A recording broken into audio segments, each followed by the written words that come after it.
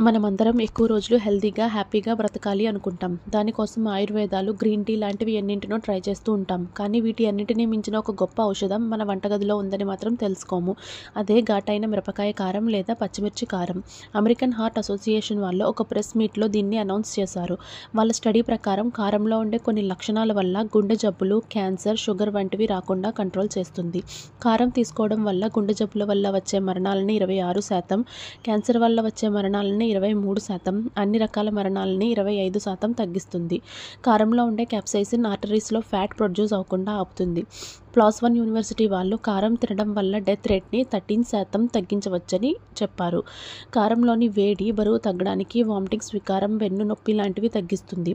ఒక రోజుకి 12 నుండి 15 గ్రాముల కారం మాత్రమే తీసుకోవాలి. అంతకు మించి తీసుకుంటే ఎసిడిటీ, గట్స్లో మంట, మోషన్స్ అవ్వడం లాంటివి జరుగుతాయి.